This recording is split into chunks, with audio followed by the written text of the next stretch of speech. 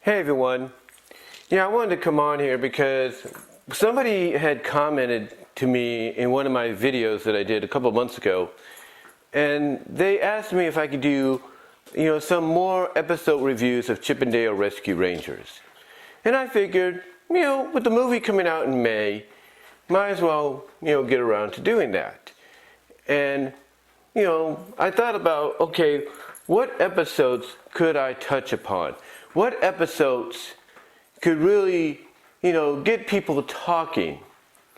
And recently, of course, I've been kind of on this binge, if you will, about how I've always felt, and still to this day, that Disney, had things gone correctly, they were going to put Dale and Gadget together at the end of the series. More specifically, had the movie, the original movie that was being planned, taking place, I truly believe that's where we would have gotten our answer to that question of who would Gadget have chosen. And I think more than likely she would have gone with Dale. I'm honestly going to say there's no, denying that whatsoever. No denying that. And I thought about, okay, what episodes, besides the ones I've already talked about, because I have reviewed Double O Chipmunk, what other episodes kind of emphasize that maybe, as I mentioned before, Disney was dropping a lot of hints. They were dropping Easter eggs and such that would, indicate this was the case. Or they were leaning towards that direction. And then it hit me. There are two, and I'm going to do back-to-back here, so you got two for one reviews.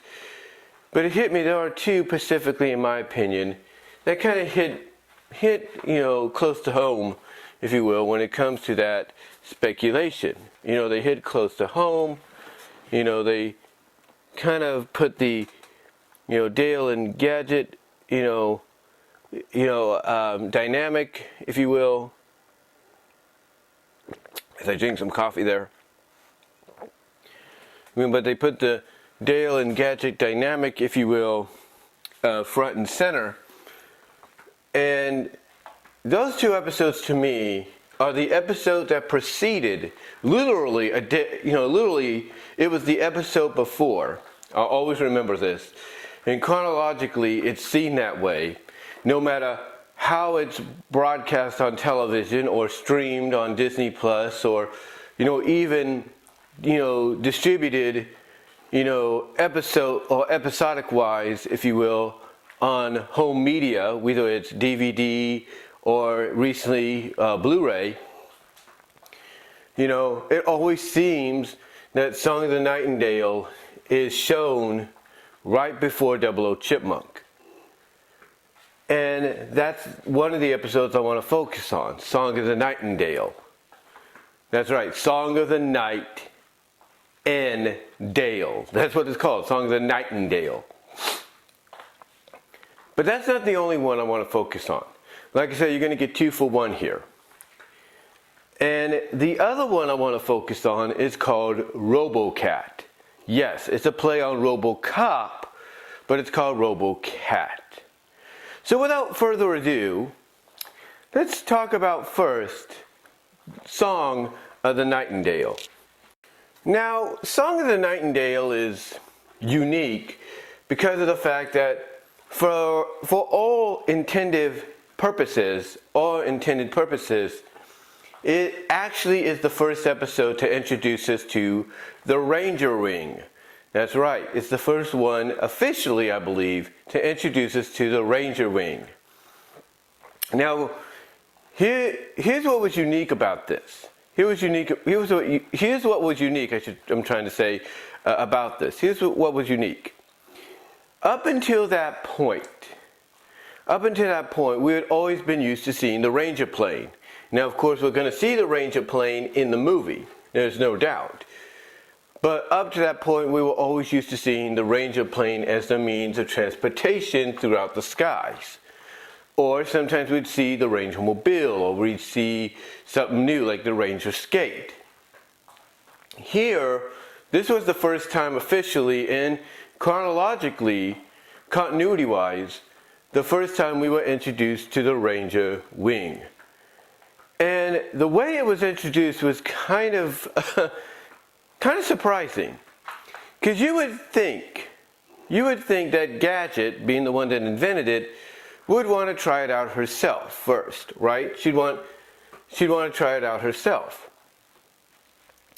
Or, to an extent, she'd want someone like Monterey, who has some flight experience, to be the first to test it with her, or be one of the first to be a pilot for it. Or, in this case, Chip. Chip being basically the leader, you think she would choose him to be the first one to be like a co-pilot along with her. But that's not who she chose. No. Instead, she chose Dale. And the way Dale just shows up is he's basically in his air garb and all that, which, gets a bit of a chuckle, a bit of a giggle out of Gadget. And what really surprises the characters, and even, like I said, the viewers when this first came out, was when Dale hops into the pilot seat. And Dale doesn't have to say anything, Gadget's the one that does. Because Chip's wondering, what the heck are you doing? Why are you in the pilot seat? And Gadget basically explains to him that it's all right because she told Dale she wants everyone to learn to fly the Ranger wing. She basically Gadget had invented and built the Ranger wing so that everybody can fly it without an issue. She even said that the controls are simple to utilize, very simple to utilize. And Chip, of course, makes a sarcastic statement, yeah, simple controls for a simple mind. And let's just say the first flight. Let's just say the first flight. And, oh, by the way, Dale's response to that when Chip says, yeah, simple controls for a simple mind, Dale being Dale is like, oh, you're just jealous because you don't have a scarf. And that's one thing we'll say about Dale in this episode. It does emphasize that he always has something for any kind of occasion, out there. It's like he knows, hey, this might happen, so I need to have this ready. That might happen, I need to have that ready. So obviously he's prepared. Anyway, the flight, it goes, as you would predict for a first flight. Dale, he's doing decently and everything. And of course, Dale being curious about stuff, he wants to, he's asking, okay, what's this do? What are these? And Gadget nonchalantly explains, Gadget, what I'm trying to say, Gadget nonchalantly, because like I said, Dale's asking, certain questions, like, if you're, being chosen to test out something and you have like the established pilot next to you being like a helper and all that, you're always curious, okay, what does this do? What does that do? Kind of like when you're taking driver's ed, right? And Gadget nonchalantly, when Dale asks, oh, what does this do? Or what does that do? Gadget nonchalantly she has a checklist, literally. She has a clipboard with a checklist on it. And she's just checking stuff off, writing stuff down. She's like, oh, wow, and nonchalantly, she's like, oh, that's this, that's that. Oh, this is what this does. This is what that does. And then, and then basically what happens is, Dale asks about, a certain button or something like that she put in there. And she basically talks about the fact, nonchalantly again, that it basically should turn the Ranger wing into a hovercraft. Basically, in other words, take the propellers, turn them up to, put the Ranger wing, higher up in the sky. In other words, allow it to hover a lot higher. This, of course, gets some great reactions from Monterey and Chip. They're like, they get those like crazed look kind of things with like little circles around, like, what? And then they just look at each other and go like, should? Because if there's anything that was established, even up to this point with, Rescue Rangers, it's the little quirks and sayings that both Dale and Gadget have that would set anybody off and make them worry a little bit. Gadget, up to this point, had one other saying, and that is, no problems. Which, of course, anytime she says it, indicates anything but. And obviously, as established in this episode, and I think in other episodes, anytime she says the word should, also raises a red flag in the eyes of the Rangers, mostly Chip and Monterey in this case, because, she said should. Does that mean this thing's not going to do it? But yet it does. It does do what it has to do. Unfortunately, what it does, it leads them into a strong wind current that's kind of like a miniature tornado. And Dale's trying to take control, trying to get them back on track. And Gadget nonchalantly, very, I wouldn't say apologetic-wise, but very nonchalantly in courtesy, asks Dale, hey, you don't mind if I take over for a bit, will you? And Dale, he doesn't say anything. He doesn't object. Because obviously Dale has enough sense to realize, okay, she's the pilot. I'm trying here, but she's the expert. I'll let her, she asked nicely, so I'll let her take control. And that's what she does. And what happens on this very first flight, thanks to the wind current and everything, they literally, and because here's the factors that lead into this. The hovering, right? The hover portion she installed that Dale tries out, the wind current, and then both her and Dale kind of get back on track here, and mostly her. The wind current takes them halfway around the world to what looks to be like a Shangri-La. It looks to be like a Shangri-La place. And here, it's where they encounter a character called Chirp-Scene. Now, Chirp-Scene is the pet nightingale, or that's supposedly what he is, of the Emperor. And the Emperor is kind of like, I hate to use this analogy, he's kind of like a Curly, if you will. He's a simple-minded, Curly-like character a little bit. And he's got these two, what's the word I'm looking for? He's got these two advisors, if you will. He's got these two advisors, or ministers. He calls them ministers, if you will. He's got these two ministers, and he's got a sister. However, his sister has other, other agendas in mind. She has other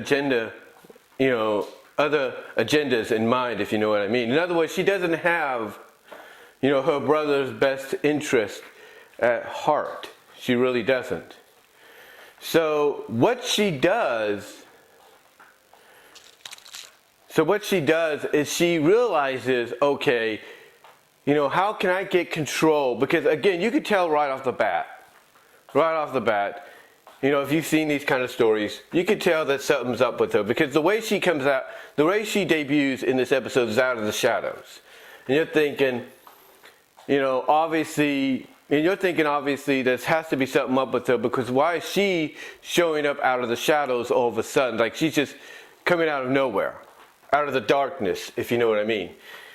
And, at first, you don't think, when you first see the episode, when it originally came out, at first you don't think nothing's up with her until you start seeing the Rangers start, kind of realizing something is up with her, and then you see the truth later on in the episode.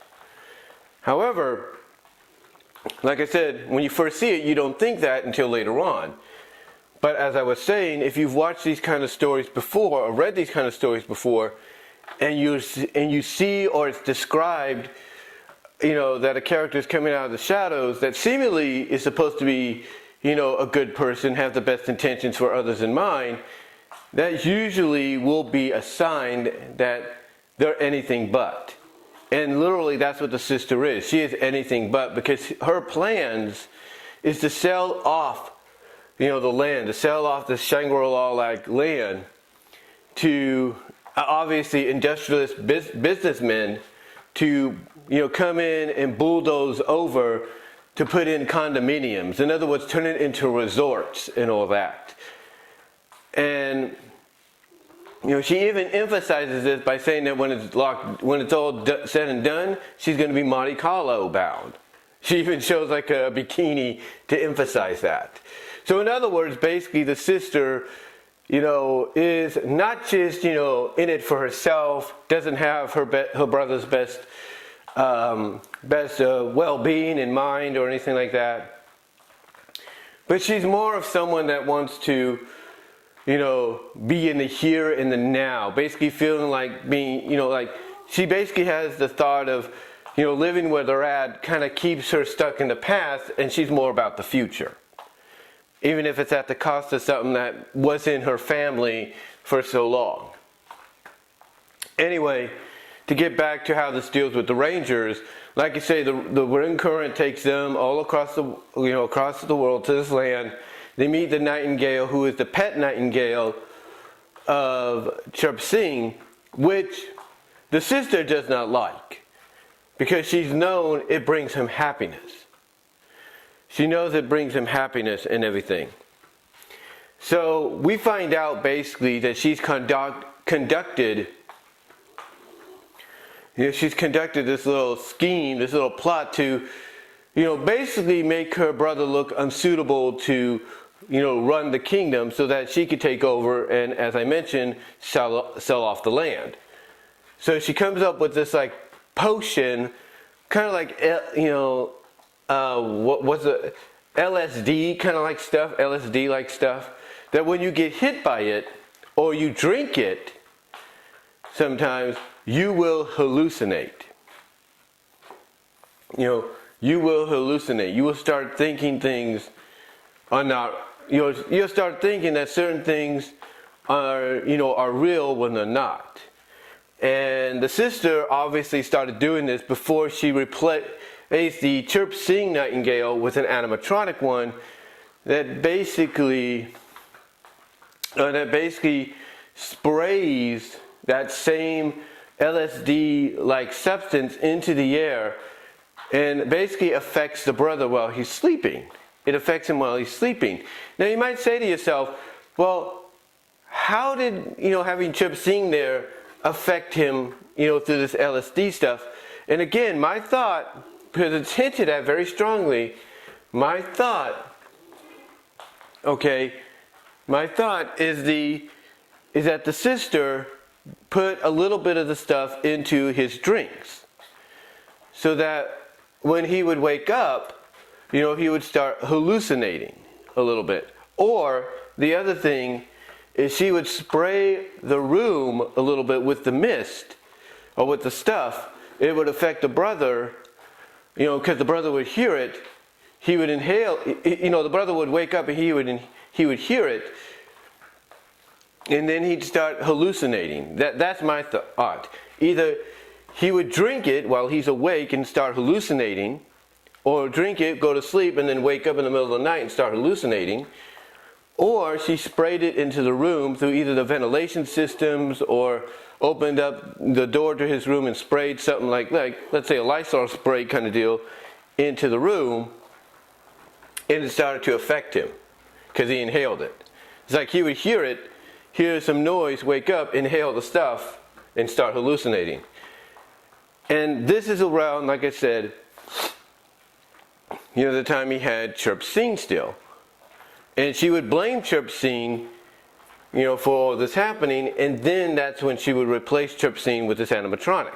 But this animatronic would basically keep doing what she was already doing. It would keep basically spraying this stuff, this LSD kind of like stuff into the room to keep the brother hallucinating, to keep the brother thinking that everything that's going on is real when it's not. It's all being controlled. It's all being controlled and stuff. Now of course the Rangers, like I say, they get involved after they hear Chirp Sing's plight. They get involved because they're going to try to help him. And what happens is, in the process, Dale gets infected by this stuff. He gets sprayed with this stuff as well by accident, and he starts hallucinating. And everybody thinks he's finally losing it. Even Chip gets apologetic, saying it's all his fault because he was putting too much pressure on Dale, and thinking he was crazy. But Dale is very adamant, if you will, very adamant that he's not, and that what he saw along with the Emperor was real. And it's Gadget that steps in and says Dale is probably right, because Gadget being Gadget, she always wants to check things out that seemingly shouldn't be moving, but someone's telling her they did. So obviously she wants to see whether or not maybe there's something in there that's causing it. And she does find that there's some oil leaking out. There's some oil, leaking out and everything. Well, not leaking out, but basically there's some oil residue on these statues and everything, on these bedposts near the bed. And that's when the Rangers come together and realize, hey, the Emperor is not crazy, but somebody is making him that way. And then that's when, Chip, being the detective of the group, comes to figure out that, hey, it's got to be the sister. And like I said earlier, they find out that it is. So what they do is they decide to conduct, what they decide to do is conduct their own little LSD kind of thing on her. And they basically use what I'm assuming, as I mentioned earlier, could be one of the ways she would make, her brother think he's going crazy even when Chirp Singh was there. They used this perfume-like bottle to spray the stuff in her face, and now she starts to hallucinate, and it's through the hallucinations that it gets revealed that she's been the one behind everything. Much to the disappointment of her brother, and thus the sister is, of course, like I said earlier, taken away by his ministers to be, I guess, put in jail, banished, or something like that. So that that's pretty much how the truth comes out, that the Emperor is not crazy. It's his sister who looks at him as not not looking, but his sister is taking advantage of his simple-mindedness and his kind-heartedness to try to make him think he is, and make anybody else think he is. Anyway, the episode ends with the Rangers, with Chirp Singh and the Emperor reunited, basically, and the Rangers boarding the Ranger Wing to leave. And Chip and Monterey actually give Dale credit for coming up with the plan, because the plan that they conducted to give the Queen, or not the Queen, but the sister, a taste of her own medicine, according to what Dale said, they congratulate him for coming up with that idea. I mean, even Chip, at first, when Dale comes up with this idea, he's like, "Are you crazy?" And everybody has to hold him back a little bit, like, "Are you crazy?" Because he wants to get at Dale, like shake his shirt and everything. Like, what are you talking about, kind of deal, right? But you have Monterey and Gadget trying to hold him back.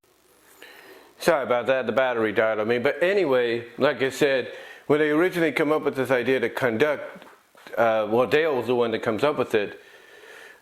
He basically said, "Well, don't worry, we can just get her to confess." And Chip's reaction is, "Confess? Are you crazy?" And basically you have you have Gadget and Monterey holding him back.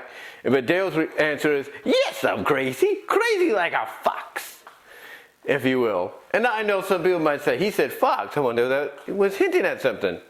We're not sure about that, because I don't think that story may have been in development until later on. Anyway, getting to the point here. Basically, at the end, like I said, after Chirp Singh is reunited with the Emperor, you have Chip and Monterey congratulate Dale on coming up with an idea. You have Chip apologizing for thinking that he was crazy. But then it's Gadget that has the last line. She says, "No, we're the ones that were crazy. Crazy about you. Crazy about you." And then she literally pulls him in for the biggest, hug and all that. And I was like, okay. I mean, I'll even say this. I had a friend I had a friend that watched the episode too. When I was a little older, and we would still talk about it. And this friend, teased the fact that when they did the ending there, they teased the fact that, ooh, she's crazy about him kind of deal. And to me, when you really think about it, that is probably one of the best obvious evidence of Dale and Gadget shipping or teasing for a potential romance kind of deal, Easter egg, if you will, that I think the show had done up to that point. But yeah, the way it ended with, Monterey and Chip congratulating on Dale on coming up with a good plan, and then Chip apologizing for thinking Dale was crazy, and then Gadget being the one that comes in with the last saying no, basically saying, no, we were the ones that were crazy about you, basically hugging him as she's saying that and nuzzling him a little bit on the cheek. It's like, come on. If that isn't evidence right there that Disney had something in mind for these two, I don't know what is. I don't know what is. And I know some people might say, well, yeah, Song of the Nightingale was good, but does it really, hint at D&G, if you will? And I think it does. Because again, as I said at the beginning, they could have chosen anybody. They could have had Gadget choose anybody to be, the first co-pilot along with her for the Ranger Ring. They could have had her choose Chip. They could have had her choose Monterey Jack. But instead she chose Dale. And to me, that's almost like saying, okay, she could have chose anybody else. She went with Dale. Why would she go with Dale? Why would she get a giggle at it and everything out of his little flight outfit and everything? Because, hey, she chose me over everybody else. Holy crap. And I think, again, it's just more evidence that they were building towards something. Now, I know some people might say that, well, if you think about it, Gadget said that the controls are simple. Maybe that's why she did it, because she feels Dale, is a simple-minded person. He could easily, if anybody could easily get it right off the bat, it's Dale. And look, you have the right to your opinion on that, and that's partially probably true, but think about it this way. The episode that followed this was everybody's personal favorite, including mine, 00 Chipmunk. And that was strong D&G evidence right there. There's no doubt. And that one was chock full of first. One of the main firsts being we saw a more creative, inventive side of Dale that almost seems to be like on the levels of a Gadget. Hello? I'm just saying. So who's to say that, Gadget, when she built this, maybe, storyline wise, Dale, may have been by her side watching her, helping her out and everything. And as a way to say thank you, she chose him to be the first to test it out along with her. I'm just saying.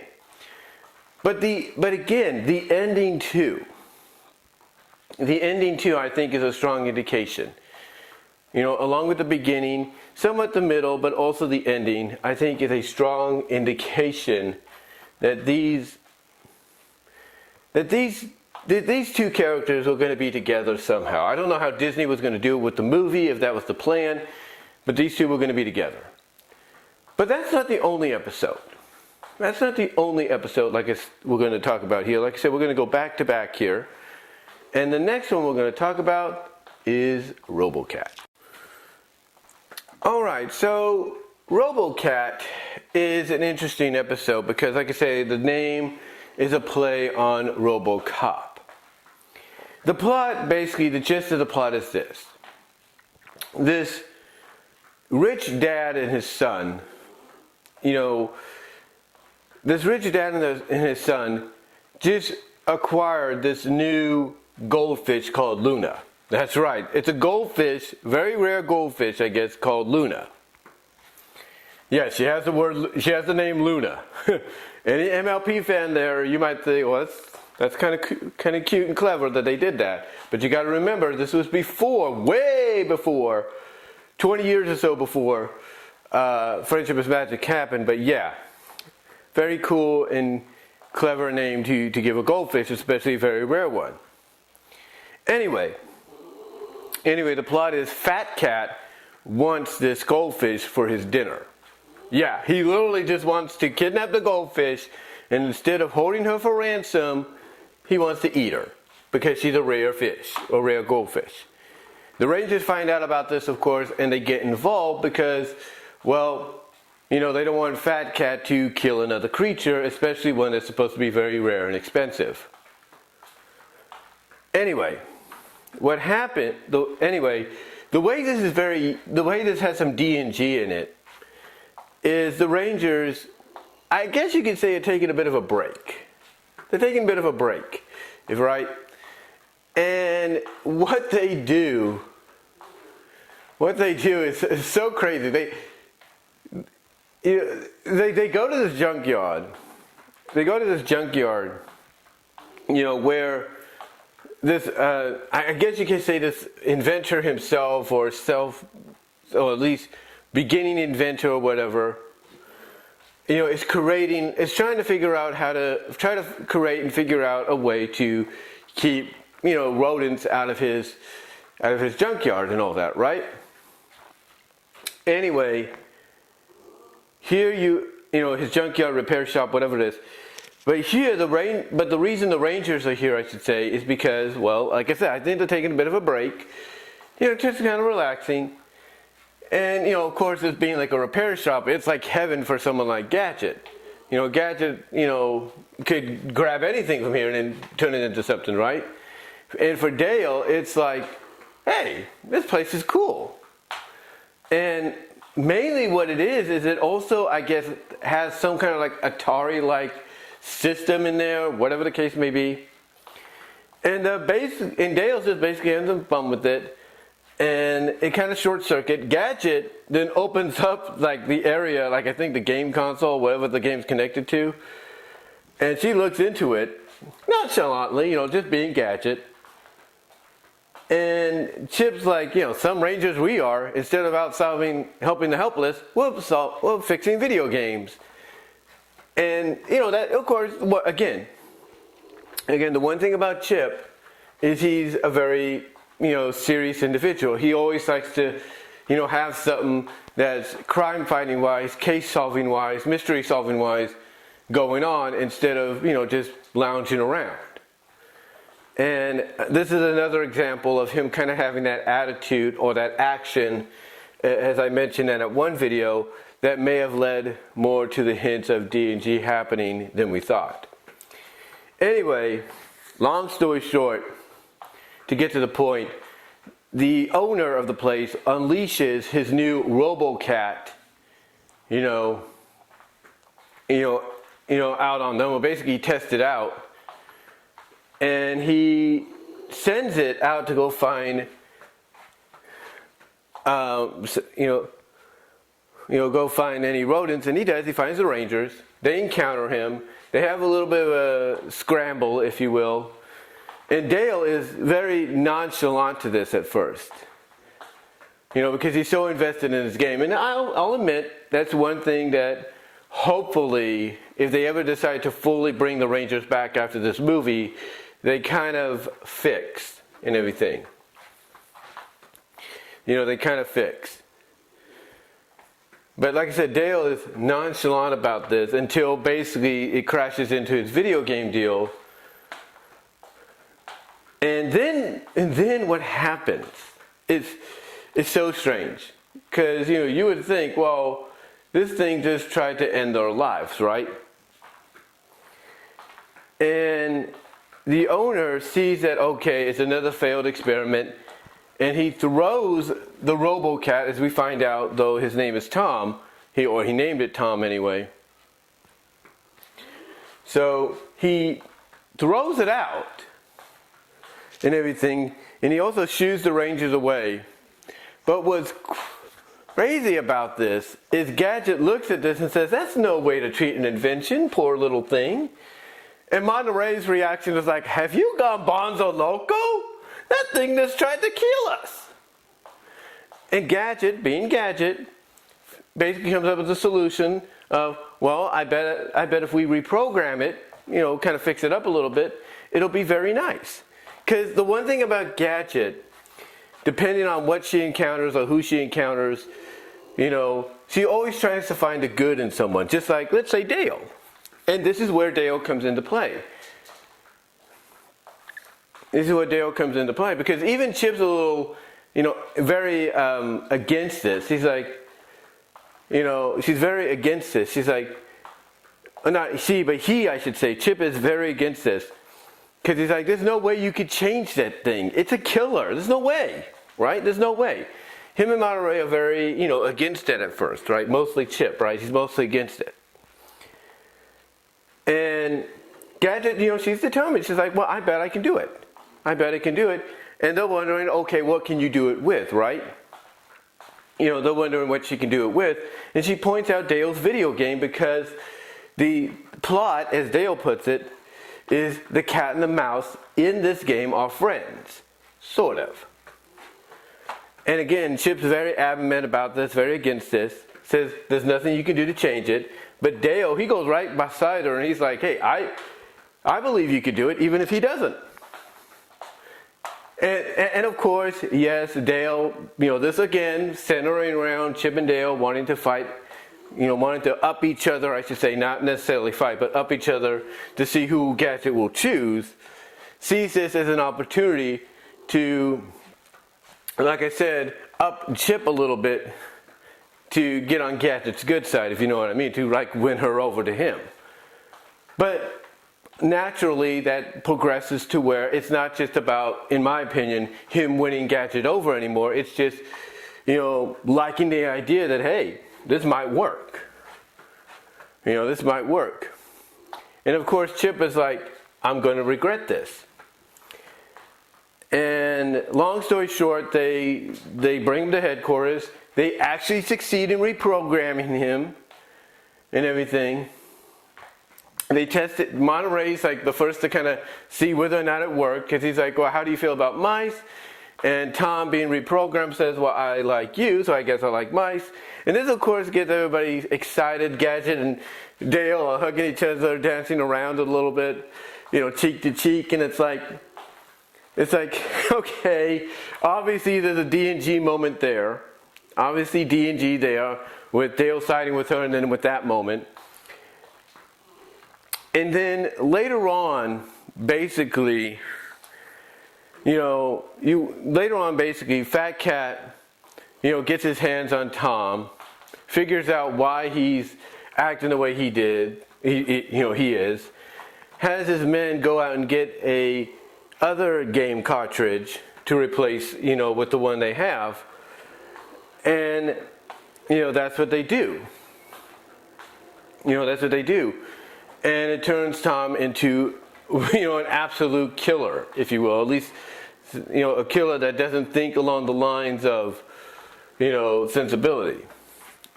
Anyway, when they finally, get to the point to get Tom back to normal and all that, Gadget's like, something is not right here, because this is not supposed to be happening. So she basically tells Chip, take the wheel. Chip's wondering what she's doing. She's like, I got to go down there and shut him off and see what's going on. And Dale, then he just jumps over the seats and is like, well, I'm with you too. I'm with you, because one thing about Dale is, even though, at the beginning, he considered one-upping Chip with this, siding with Gadget and everything. Like I said, throughout the episode, it's a natural progression of not just siding with Gadget to one-up Chip, but it's also a natural progression of, hey, I like this idea, I accept it, it's cool. This is, basically Dale, in his own way, in my opinion, goes along with this, not just to, like I said, a one-up Chip, but as it naturally progresses, starts to like the idea, and to me, makes him realize why he likes Gadget, the way he does, because they both kind of understand each other. And Dale didn't have to do that. He didn't have to do that. But, he feels responsible for, helping make this happen. So he goes, with Gadget, he says, because when Gadget tells Chip take over the Ranger plane, because she wants to see what's going, she's got to try to shut him off and see what's going on and everything. She's got to shut him off to see what's going on. Basically, hold on, sorry about that. I lost my train of thought there for a moment. I was distracted about what was going on outside. Our neighbors had a bit of a garage sale, so I got a little distracted. But anyway, like I said, long story short, Dale decides to go with Gadget because, like I said, he feels responsible as well for making this happen. Because, like I said, when Gadget tells Chip take the wheel, because she wants to see what's going on, she needs to turn Tom off to see what's going on. Dale, like I said, he hops on and he says, he basically hops over the seats right behind Gadget and he's like, I'm with you. And they basically are trying to figure out what's happening in everything. And just when it looks like they're going to fail, that's when the other team members, come in to aid them and distract Tom enough. It's easy for me to say. They distract Tom enough to basically allow, and they distract him just to the point that it looks like Tom's about to bite into them, right? Take a bite out of them. It distracts him enough for Dale and Gadget to go to the eject mechanism, which is a toaster, believe it or not, to eject whatever game is in there, and that's how they're able to shut Tom off. And then, that's when, they see exactly why Tom was acting the way they were, or the way he was, and everything. It's because somebody had replaced his friendlier game, or Dale's friendlier game, with a war game, which of course they conclude had to be Fat Cat. So anyway, long story short, they're able to get, Dale finds his game, puts it back into Tom and everything, gets Tom reprogrammed and back to who he was, and they go off and they find Luna. They basically find and rescue the Luna the goldfish, if you will. They go off and find her and everything, rescue her, if you will. And basically, Tom ends up finally getting a home with the owners of the goldfish. Now, what's unique about these owners, too, is they already had a pet in a bulldog named Butch, who basically Fat Cat was even scared of. Like, oh, hell no, I'm not dealing with this guy, no way. So that's why when he got his hands on Tom, he programmed Tom to go after him. To go after him as well as to get the goldfish. Anyway, we can assume that Butch is still with them, because we don't see him at the end, but he's still with him. But Tom ends up with them as his cat, as a cat and everything. And what's interesting is the father, one of the, I guess you could say, little gags there, he has a toupee. The father gives up his toupee to be, to be the fur for Tom. To be the fur for Tom and everything. And like I said, it's a good episode. It's a good episode. And even you have Chip at the end admitting to Gadget that, hey, you were right, every pet deserves a home. And then Dale, of course, again, one-upmanship, if you will, kind of adds on, well, I've always believed in you. And then kind of like sticks his tongue a little bit at Chip, if you will, like, see, like, hey, see, all you have to do is believe in her. And that's basically how the episode ends. That's basically how the episode ends. But it's a good episode, and it does have some D&G moments in there. There's no getting around that. Like I said, with Dale siding with Gadget, even if it's to one-up Chip, to the natural, like I say, progression of him accepting that, hey, this is not just about one-upmanship anymore. It's about, actually doing the right thing.